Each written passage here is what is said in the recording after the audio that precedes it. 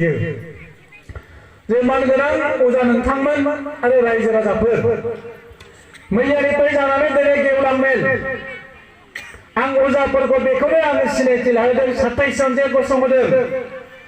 बे बाथौ धोरोमा थांगोनबा बे अजाफोरजों थांगोन आरो बे बाथौ धोरोमा थांनानै थायोबा नों बयनिसिमबो आंनि मोजां मोननाय अननायखौ जासिहरग्रोदों जियागुरि गामियाव दिनै गसाइगाव जिल्ला दुलाराय गुदि बाथौ आफादनि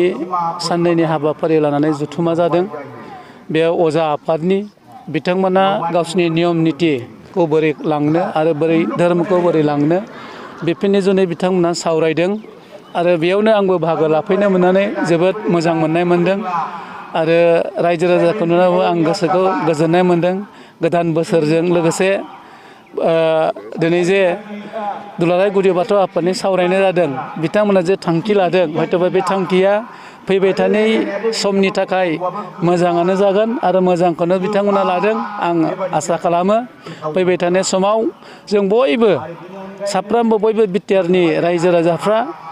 मोजाङै संसार मोनजाथों आरो बयबो बेमार आजारनिफ्राय बारग'थों बा खैफोद आफोद दाफैथों आं बेखौनो खावलायो बाथौआथ' आरो मोनसे धोरोम गोजामसिन धोरोम बेखौ जायफोर फालिदों फालिगासिनो दङ आरो बिथांमोना गावसोरनि गेजेराव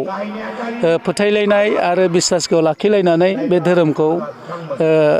फालिगासिनो दङ आरो मोनसे एवारनेस नांगोन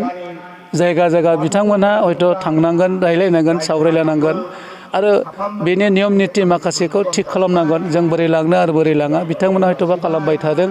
आरो आं सानो बाथौ जे धोरोम बेबो थांनानै थाथों आरो जेखि धोरोमाव थाया मानो